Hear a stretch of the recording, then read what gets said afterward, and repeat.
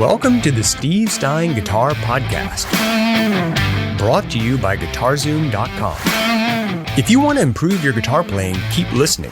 If you want to improve even faster, go to guitar-Zoom.com, where you'll find all of Steve's premium courses, masterclasses, and memberships that'll help you quickly and easily improve your playing. Now here's your host, Steve Stine. And we'll go ahead and get started. So today what we're going to be doing is we're going to be talking about blues licks and how to try and think about connecting them together. So not just learning, 7 different blues licks or something like that, but really trying to figure out what's the best way of being able to understand how you move from one lick to another, or how do you expand ideas with these licks. That's what we're going to be talking about today. So again, just let me know. It takes a second for this feed to get through to everybody.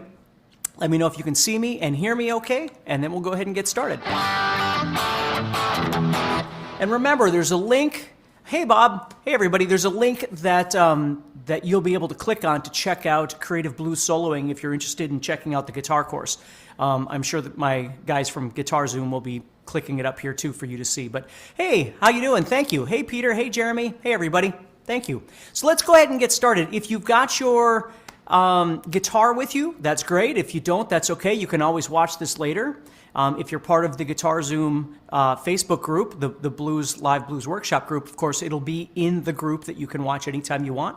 Hey, everybody, thank you so much. You're awesome.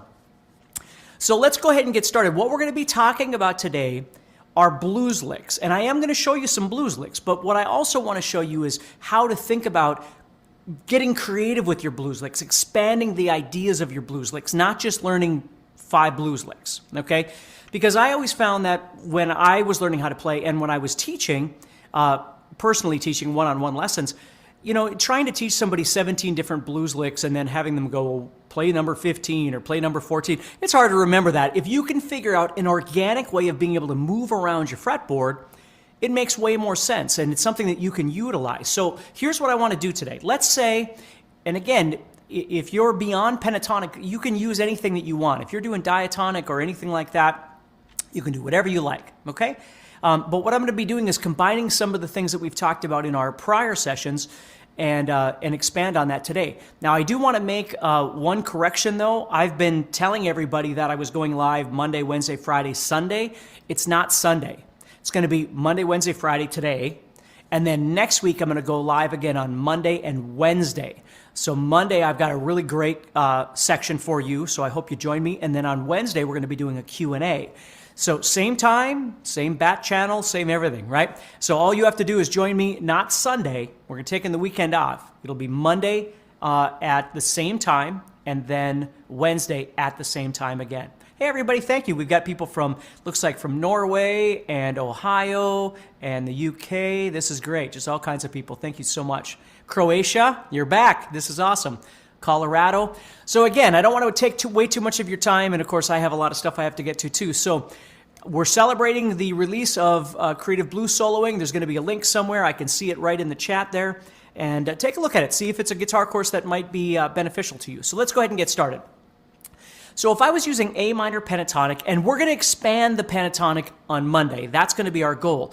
Today, some of the things I do will expand, but on Monday, I'm going to explain to you why and how to think about it, okay? So today, we're just going to be trying to kind of learn how to explore. So let's say we're in A minor pentatonic. We're right there. And of course, I'm going to be doing a lot of bending and things like that because it's crucial to the sound of blues. So if you're just working on your bends, or you've just started working on bends, or you're having a hard time with it, don't worry, okay? There's no rush in this stuff, but I'm going to start building some licks from here. So the first lick that we're going to look at today, I'm going to go to the 7th fret of the 3rd string. Remember we were talking about bends in the last one? I'm going to bend that up a whole step. And then what I'm going to do is I'm going to attach onto the 5th fret of the 2nd string and the 5th fret of the 1st string. So what's actually happening is when I bend this 7, it's becoming the sound of a 9, right? Right there, which is the note E. Well, when I go to the 2nd string, the 5th fret right there, I'm playing the note E. So those two notes are the same note.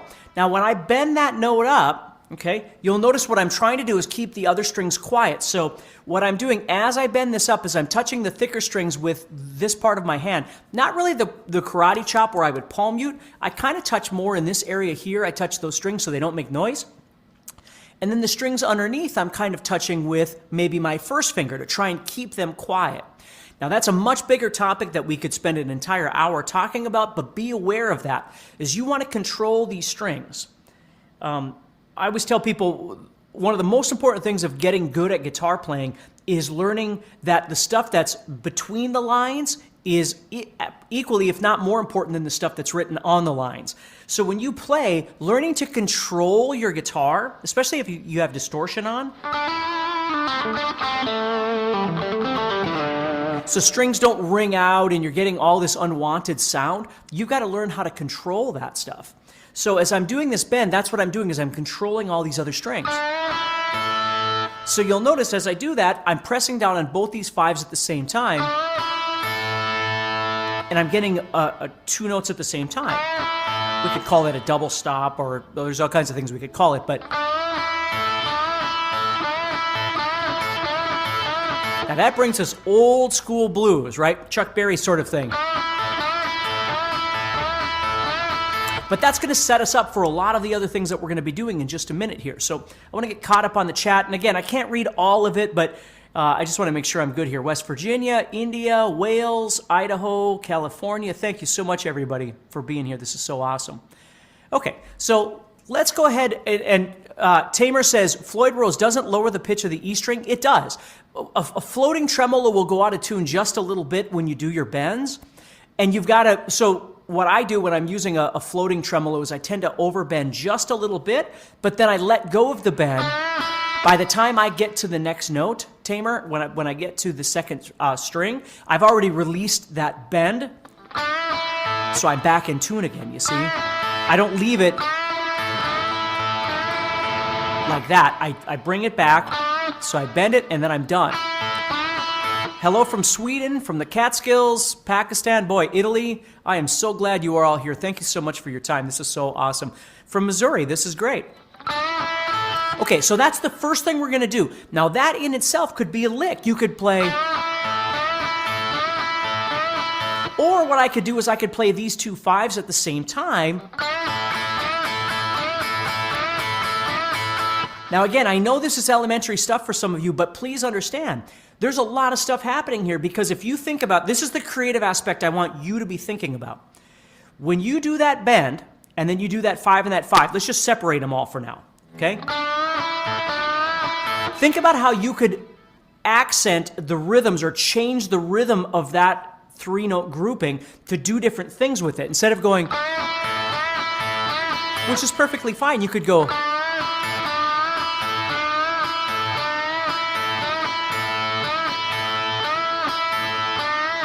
right? There's lots of different things that you could do with the rhythm of it if you took the time to think about it. And that's what I want you to do, is not just learn a lick and then move on and learn another lick, but really start thinking about what you can do and how you can manipulate what you learn to make it something that makes sense to you. Because again, when I play, I don't sit and think about, 58 different licks or something like that. I just play. And that's what our conversation is going to be about today. Okay? So I can change the rhythm, right? I can change how long or how quickly I'm holding those notes or playing those notes. So let's say now what I'm going to do is I'm going to play 7, 5, 5, but I'm going to return back to the 5 on the second string.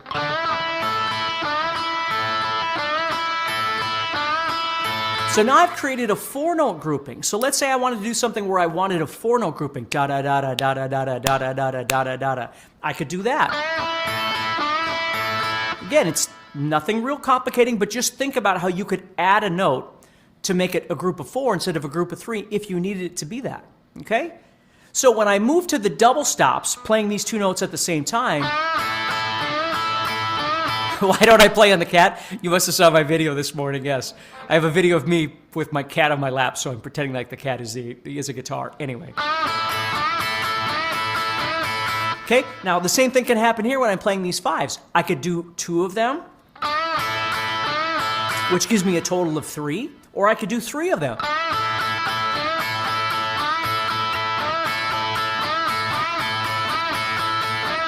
Or I could do different ones. I could do a 2 and a 3 and a 2 and a 4.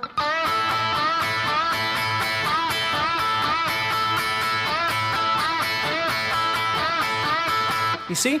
So that's really cool because I can manipulate the idea. So it's a traditional idea, but instead of just playing it as da da da da da da da da da, I could manipulate that, or I could move back and forth.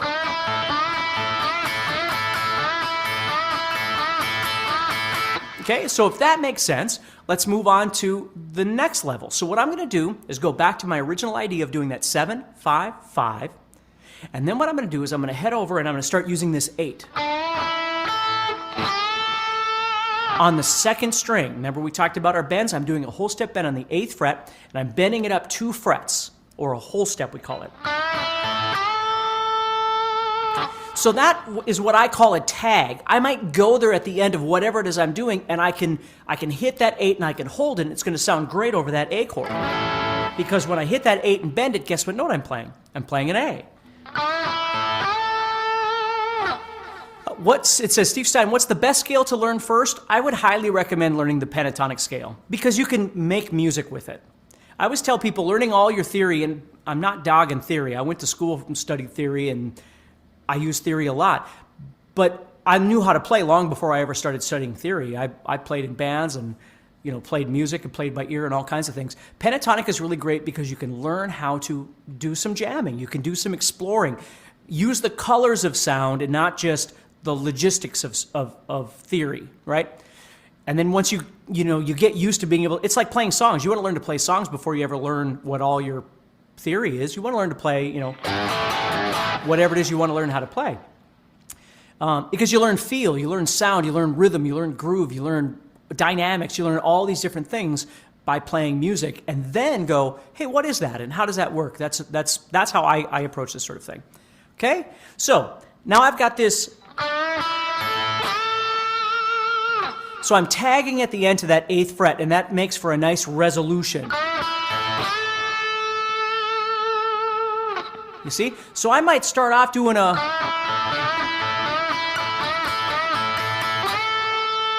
And then I know that I can tag at the end with that 8th fret bend. You see? So it doesn't just have to be a...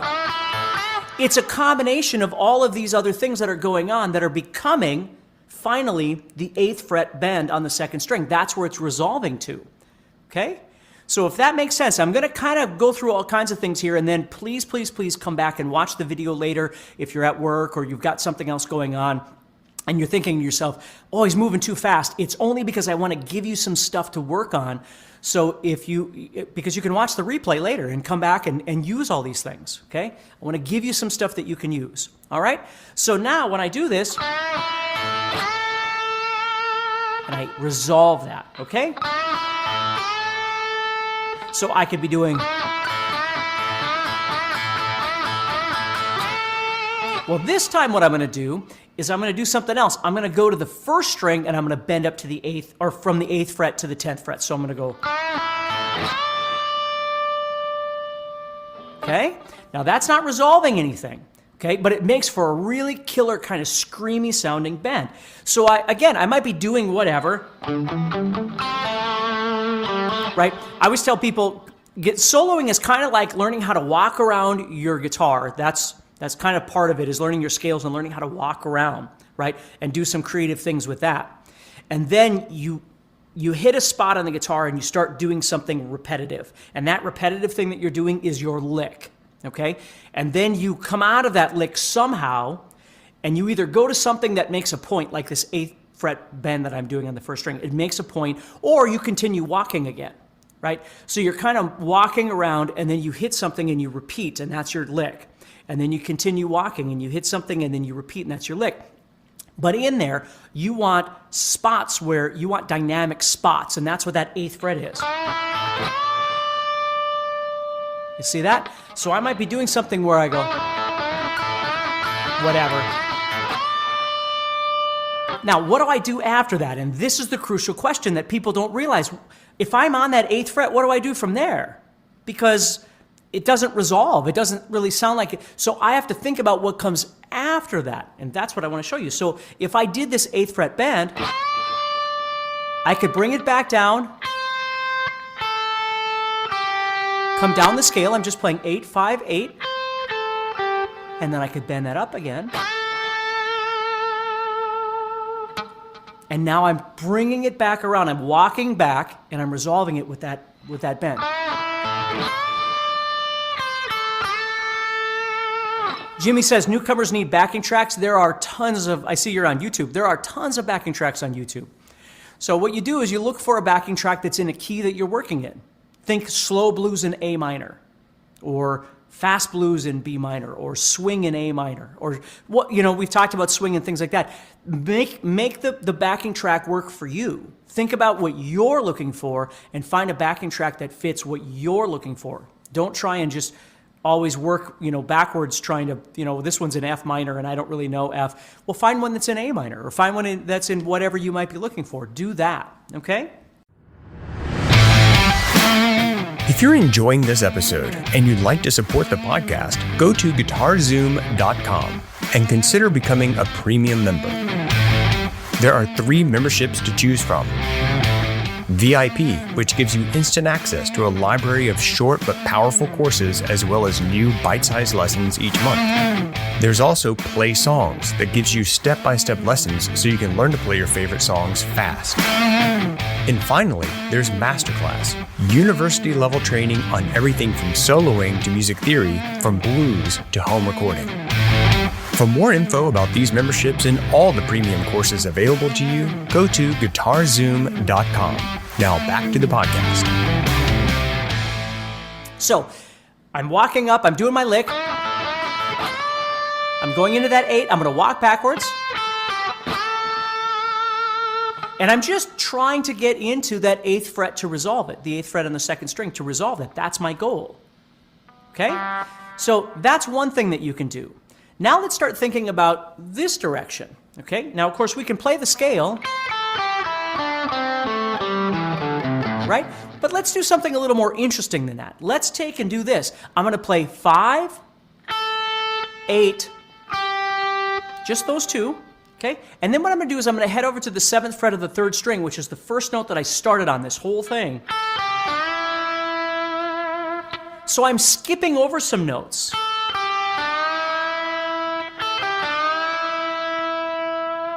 Now again, bending that note up might be great and I could stop there, but I might need to continue on my journey. I might need to start walking again. So what I would do is once I've done this, I would bring it back down. Remember the blues bend we talked about? I'd add that teeny little blues bend and go to the A.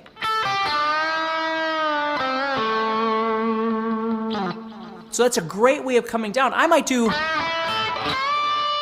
Now here it is.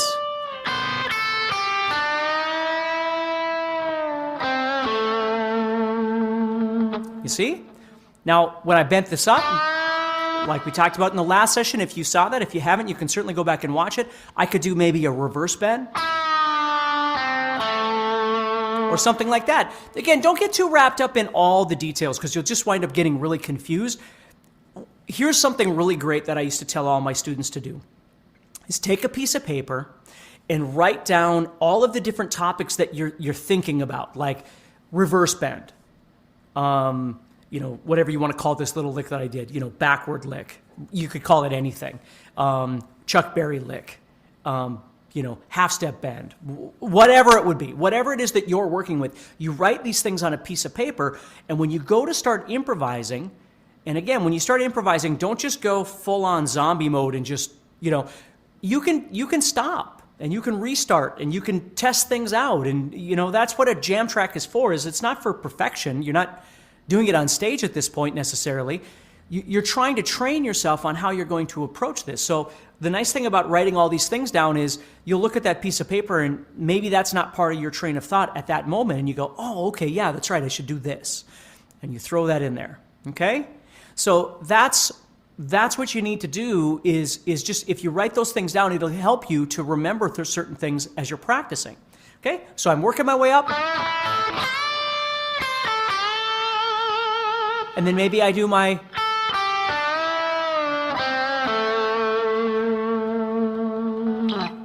right there. Okay? Now, another thing that we talked about before, we were talking about sliding in the last session, right? I might come down this, bring it back down, and right here, do my little blues bend or my blues slide. Remember that little half-step slide that I did last time?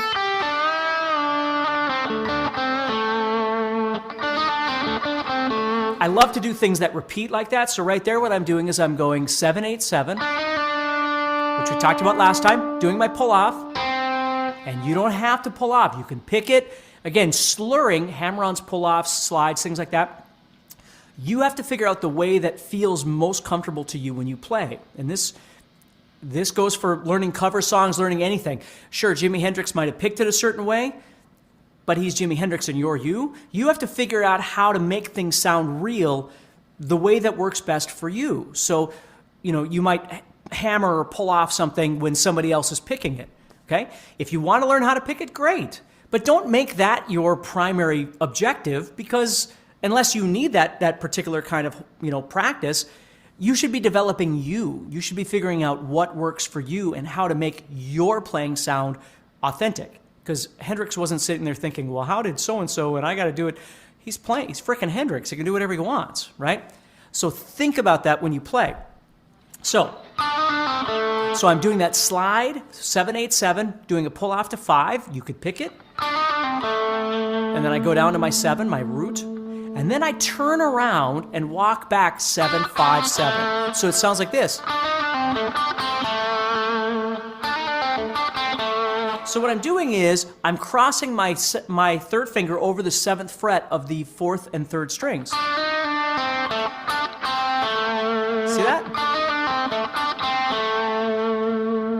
Now again, I'm not trying to give you way too much stuff. I just want you to be thinking about this, because as I move around my fretboard, what I start thinking about is different ways of walking around, like we talked about earlier. And sometimes when I'm walking around, that's when my lick will be created, is in that idea. Okay? It's not just lick 1 to lick 7 to lick 12 to lick whatever. It's moving around.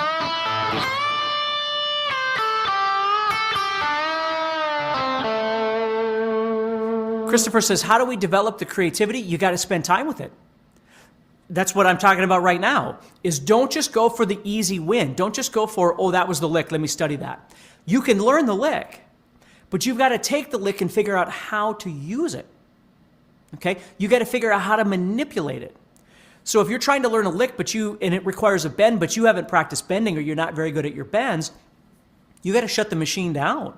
And you got to figure out how to do those bends. Right? Because all of this stuff is interactive with each other. If there's an element of it that's not working for you, okay, then you've got to figure out what to do to fix that.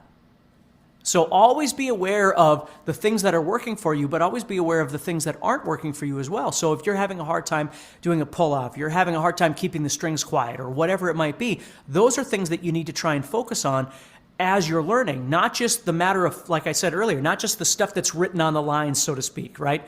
It's not just the lick or the scale or the whatever. It's the way you play them, because we all play the same stuff.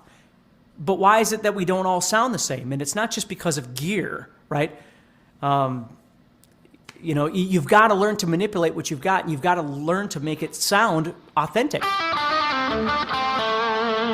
Okay? So let me show you something else. Let's say we're going to do a blues lick here. So I'm going to go up into what we would call the second position here. So I'm going to go up to the 10th fret of the 1st string. I'm going to put my 3rd finger there. My other 2 fingers are going to go right behind it. We talked about this in the last session. So I'm going to bend that up. Okay? So I'm bending it up.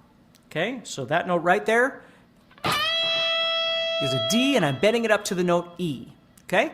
But that's not the lick. What I want to do next is I want to go to my middle finger on the 9th fret, and I'm going to bend that up a half step.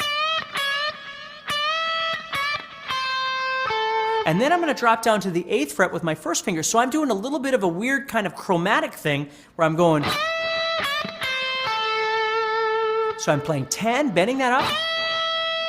9, 8. And then I'm going to the 10th fret of the 2nd string, which is an A. It's a root. Right there. And you can see it sounds very bluesy.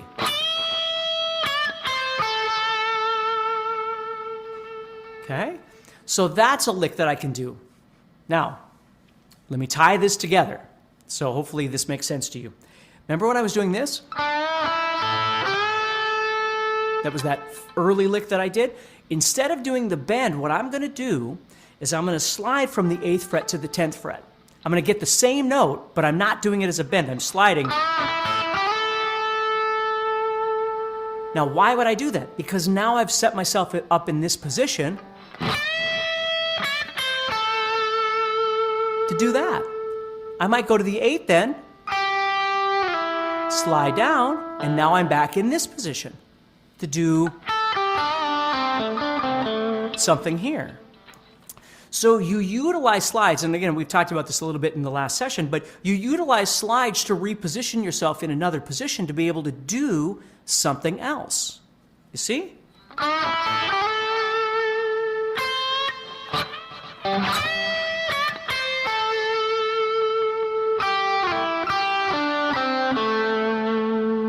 You see? So those are some really great ways that you can start trying to figure out how to connect ideas together.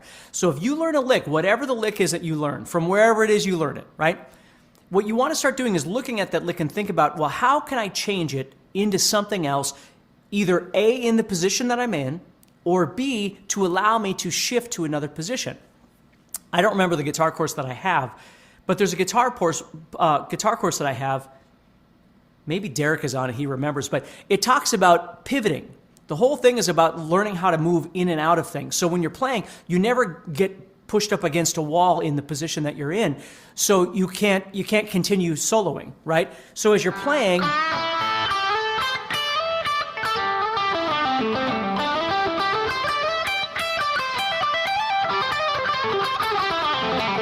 you see, you're always thinking one step ahead of where you want to go.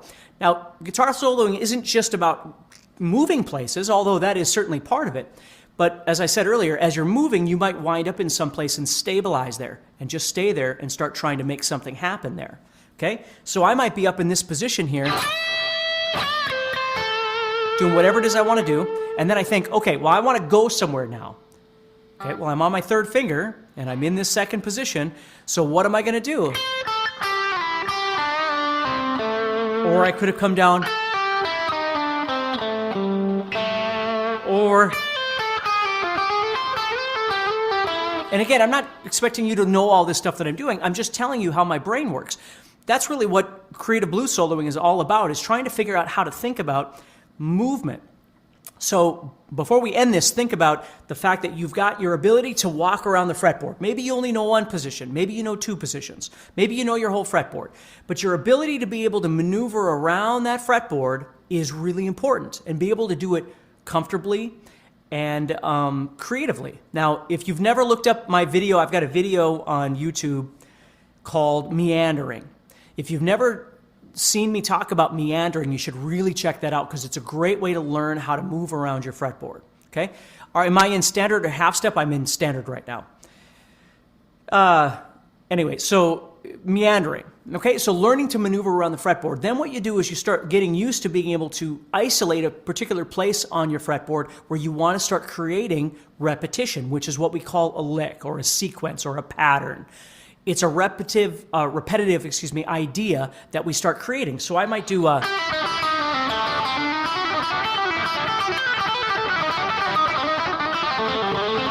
right? And what I'm doing is I'm just taking little ideas that I know, and I'm just figuring out how to repeat them. But I always have to have an escape route. I've got to have a way of coming out of that.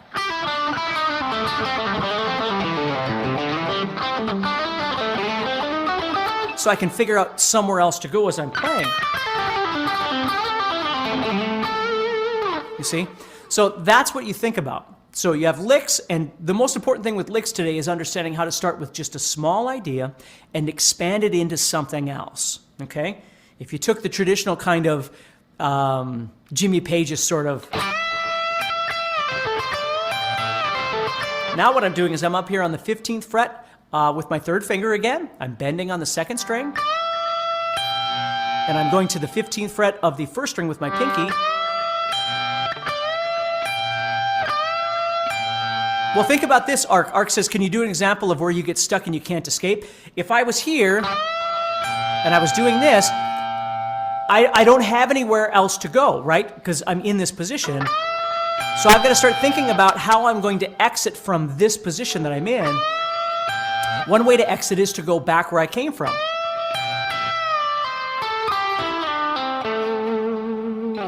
Another way to exit that might be to slide up from my 15th fret, and then that enables me to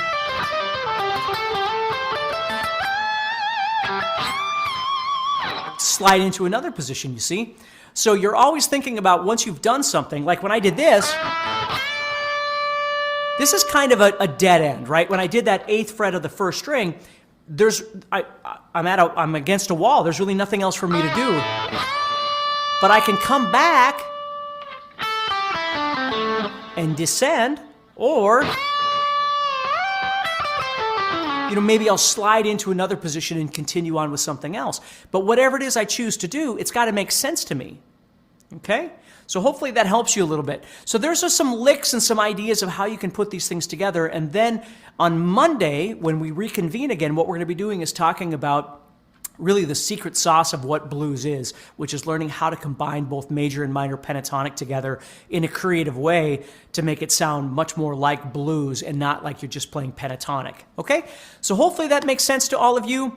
Have a wonderful weekend. Take care. Stay positive, and we'll reconvene again on Monday, and I'll see you then. All right? Make sure and check out the guitar course. There's a link somewhere around here that you can check out and see if it's something you'd be interested in.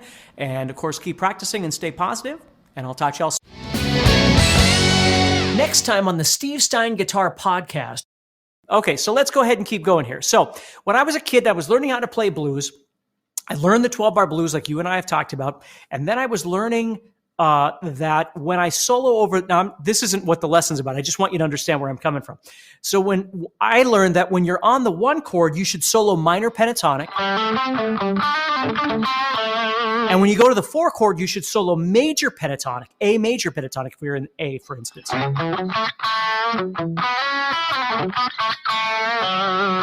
Okay? And so I just grew up, again, I was quite young at this time, but I thought that's what you did, was if you were in, if it was on the 1 chord, you played minor, and when it goes to the 4, you play major. Well, come to find out later that is a possibility. But you can, in reality, play major and minor anytime you like. You can switch back and forth between those anytime you feel like it, okay? But it does work. I mean, if you think about it, if you were playing your 1 chord and you go... and then it goes to the 4,